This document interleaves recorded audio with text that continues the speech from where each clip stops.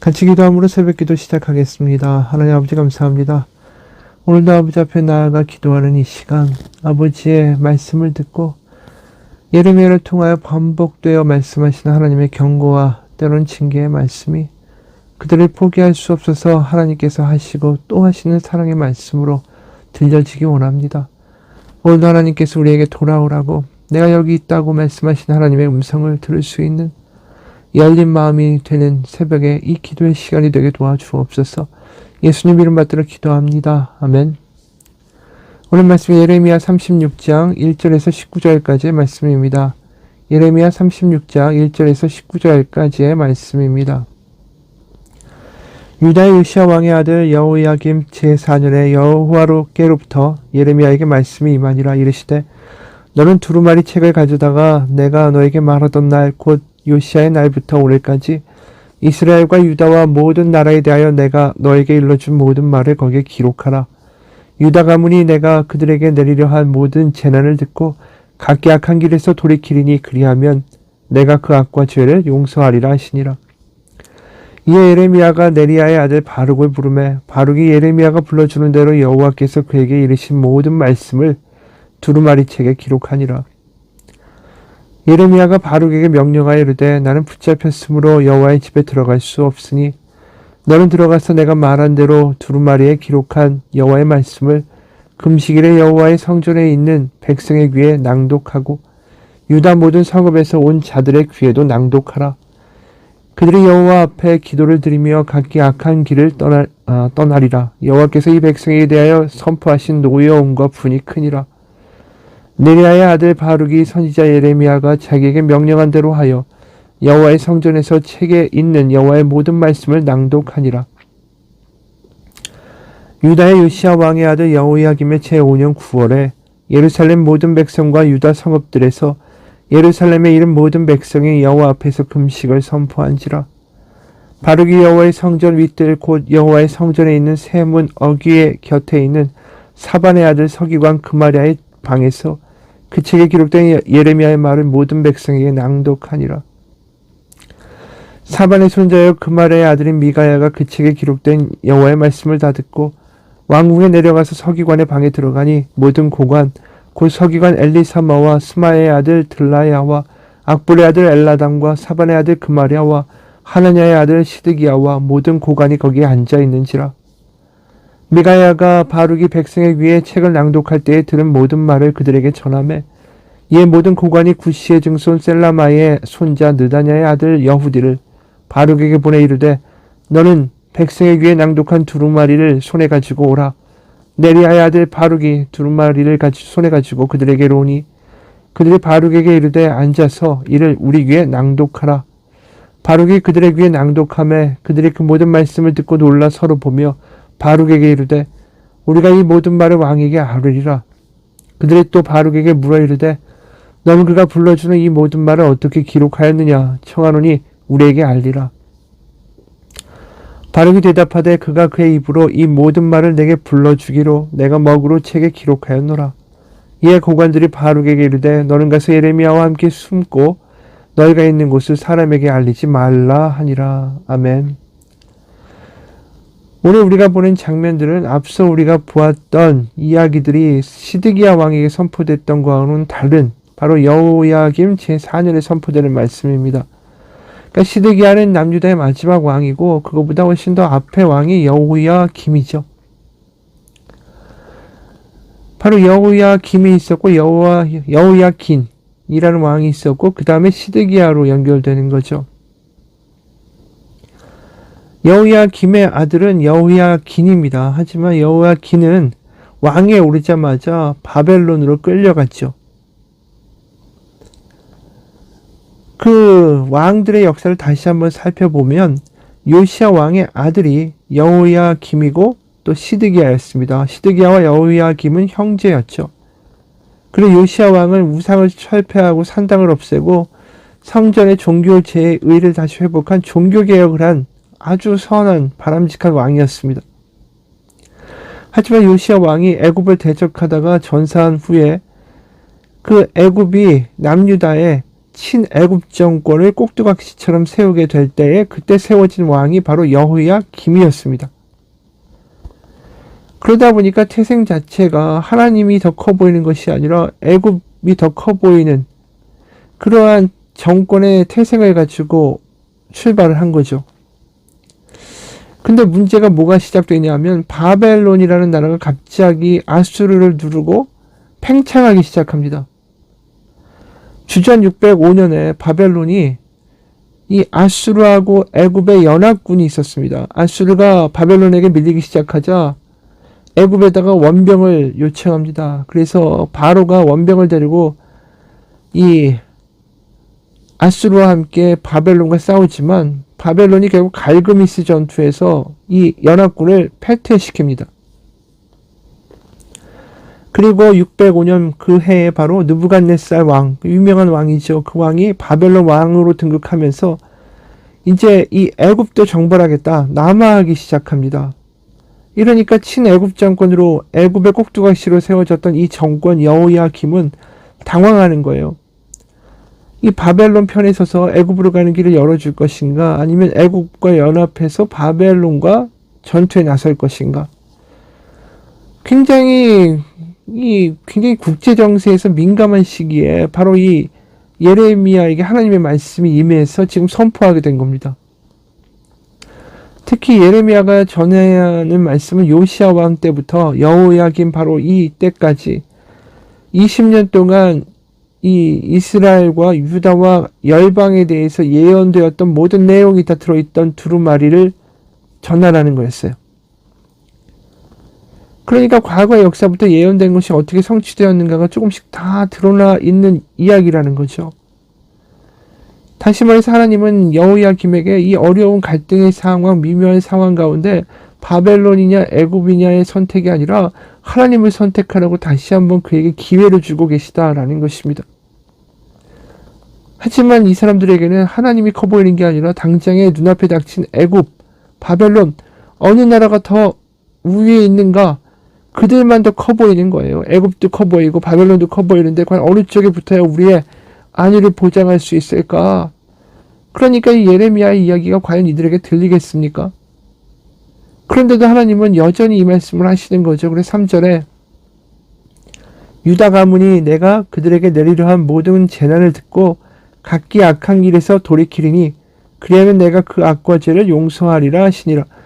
여기에는 한 가지 단어가 빠져 있습니다. 울라이라는 히브리어 부사가 빠져 있는데 혹시라도, 행여라도 이런 뜻이에요. 그러니까 하나님도 이 예레미야를 통해서 이들에게 선포하라고 하시지만 이들이 이미 마음 가운데 바벨론이냐 애굽이냐 이 문제만 가지고 고민하고 있지 하나님께로 돌아가는 거에 대해서는 전혀 지금 신경 쓰고 있지 않다라는 걸 하나님도 아시는 거죠. 그래서 혹시라도 행여라도 이들이 나의 예언을 듣고 악한 길에서 돌이키면 내가 용서할 것이다. 그러니까 하나님이 어떻게 보면 그 일만의 가능성에도 지금 계속 반응하시고 그들에게 말씀하시기를 멈추지 않고 계시다라는 것입니다. 지금 이 선포를 하라는 이야기를 듣게 되는 예레미야는 이 감시 상태에 있었어요.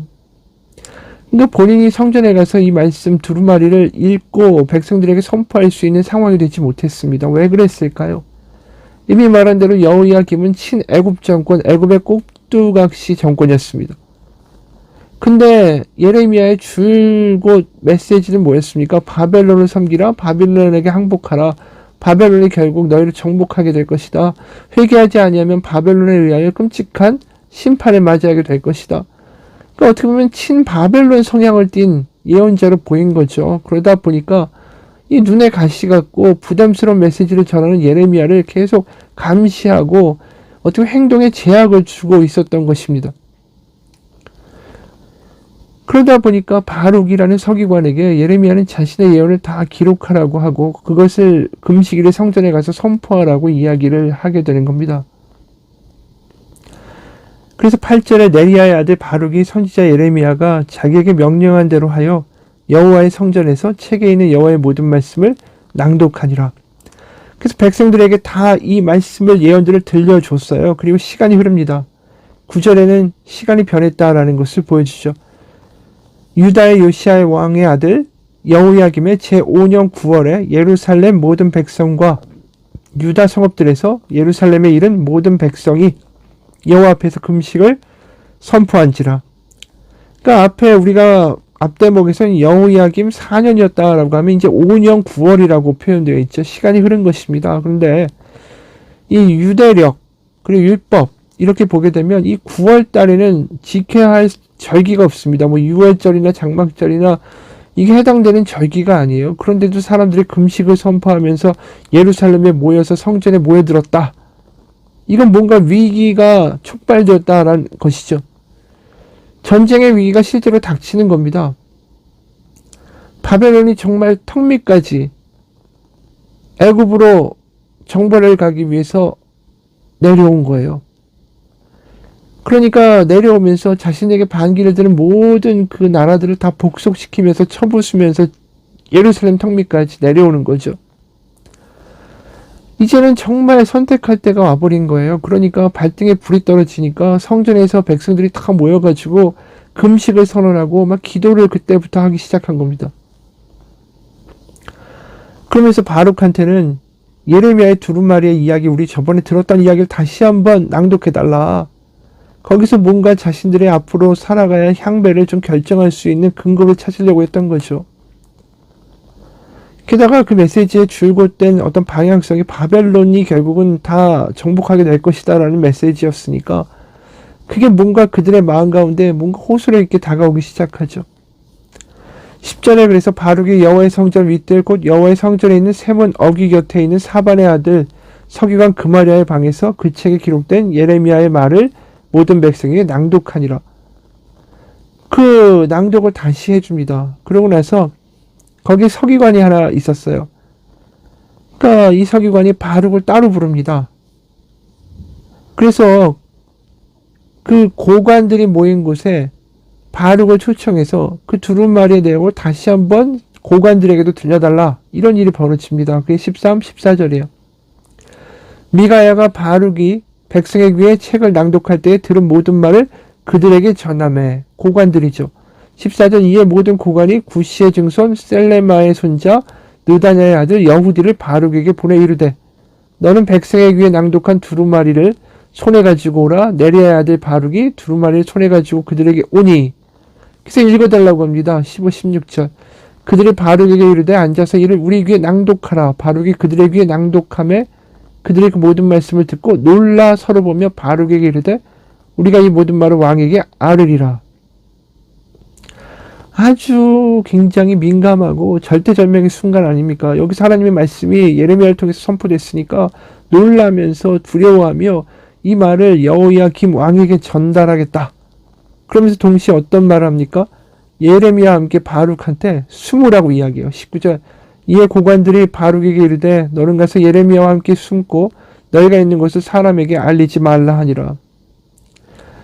지금 이게 고관들도 알고 있는 거죠. 친애굽 정권으로 세워진 여호야김 정권에서 바벨론에게 복속하고 바벨론 쪽으로 붙으라는 이야기를 할 때에 분명히 반발하는 인사들이 있을 거고 반발하는 어떤 세력들이 있을 거고 그래서 한마디로 지금 이 정권 자체가 애굽을 의지한다 해야 된다라는 그 주장을 하는 무리들과 바벨론 쪽으로 그래도 이제는 가야 된다라고 하는 무리들이 지금 팽팽하게 맞서고 있다라는 걸 우리가 여기서 보게 되죠.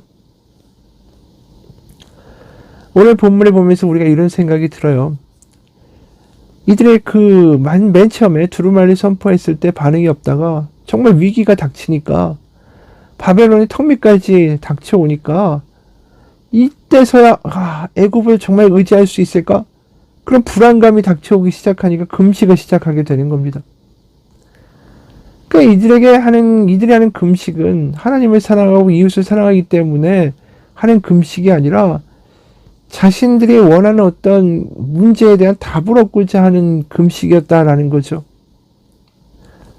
그래서 이사야 58장에 보면 이러한 금식에 대해서 하나님이 말씀하시는 게 있어요. 이사야 58장 3절부터 6절까지의 말씀입니다. 이사야 58장 3절에서 6절까지의 말씀이에요. 우리가 금식하되 어찌하여 주께서 보지 아니하시오며 우리가 마음을 괴롭게 하되 어찌하여 주께서 알아주지 아니하시나이까. 보라, 너희가 금식하는 날에 오락을 구하며 온갖 일을 시키는도다. 보라, 너희가 금식하면서 논쟁하며 다투며 악한 주먹으로 치는도다. 너희가 오늘 금식하는 것은 너희의 목소리를 상달하게 하려는 것이 아니니라. 이것이 어찌 내가 기뻐하는 금식이 되겠으며 이것이 어찌 사람이 자기의 마음을 괴롭게 하는 날이 되겠느냐. 그의 머리를 갈대같이 숙이고 굵은 배와 재를 펴는 것을 어찌 금식이라 하겠으며 여호와께 연락될 날이라 하겠는가. 그러니까 이 사람들이 굵은 배를 입고 재를 막 머리에 뒤집어 쓰면서 하나님 앞에 회개하는 것 같이 하고 자신들이 어떻게 보면 고행의 길로 몰아 넣으면서 하나님 앞에 금식하며 기도하는데, 하나님 보시기에는 스스로 논쟁하고 서로 다투면서 악한 주먹으로 치고 이러한 일들이 있다라는 거예요. 왜 그러겠어요? 어느 나라에 붙을까? 이 애굽이냐 아수르냐 바벨론이냐 계속 이 논쟁해 가지고 계속 이 사람들은 금식하면서도 계속 그 생각만 하고 있었다라는 거예요. 이쪽에 붙어야 된다, 저쪽에 붙어야 된다. 그래서 이사야 58장 6절에 결국 하나님이 이렇게 말씀하시죠. 내가 기뻐하는 금식은 흉악의 결박을 풀어주며 멍에의 줄을 끌어주며 압제당하는 자를 자유롭게 하며 모든 멍에를 꺾는 것이 아니겠느냐. 그러니까 어렵고 힘들고 지치고 낙담한 이들을 돌보는 거, 그게 금식의 이유가 되는 것이고, 다시 말해서 하나님 이 땅 가운데 하나님을 사랑하고 하나님을 사랑하기에 하나님 말씀대로 힘들고 지친 이를 돌보는 그러한 이 삶이 이 예루살렘 성에 회복되게 하여 달라고 그렇게 기도하며 회개하며 실제로 같은 히브리 사람들을 노예를 삼았다면 그들을 풀어주는 그러한 역사들을 행해야 된다는 거죠. 그러니까 금식은 하나님께로 우리의 삶이 옮겨가기 위하여 우리의 방향을 돌리기 위하여 하는 금식이 옳은 거지. 지금 이 금식의 방향이 어디냐면 바벨론입니까? 애굽입니까요? 금식의 방향이 하나님께로 돌아가기 위한 하나님을 향한 게 아니라 그들의 금식은 애굽이냐 바벨론이냐 그 방향을 정해달라는 거죠. 그래서 안전하게 이 위기를 넘기게 해달라라는 것입니다. 이건 뭡니까? 하나님께로 돌아가고자 하는 게 아니라 여전히 나는 내 길을 갈 텐데 내가 안전하게 가게 해달라고, 지금 나에게 도움이 되는 사람을, 도움이 되는 나라를 선택하게 해달라고, 내 길을 가는데 문제가 없게 해달라고 그 금식하고 있는 거 아니에요? 여전히 자기중심적이고 자기가 원하는 길을 가기 위하여 금식하는 거지 하나님께로 자신의 길을 돌리기 위하여 금식하고 있는 것이 아니다라는 것입니다. 그러니까 내가 금식을 한다면 내가 어느 방향을 향하여 내가 이 길을 가고 있는가가 먼저 물어보아야 하는, 스스로 질문해봐야 되는 중요한 질문이라는 거죠.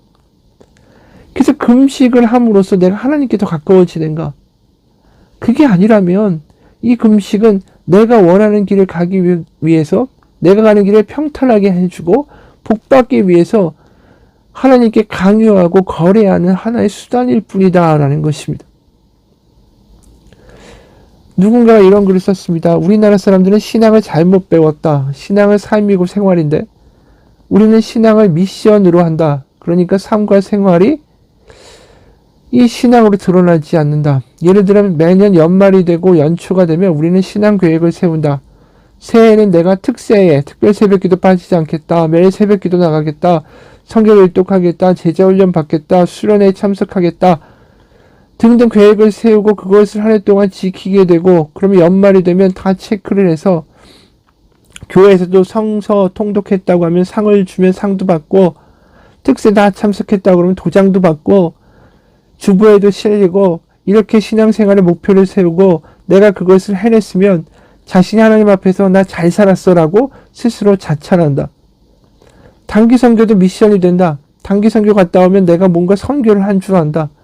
봉사도 미션이고 헌금도 미션이다. 우리는 다 그렇게 신앙생활을 미션으로 한다.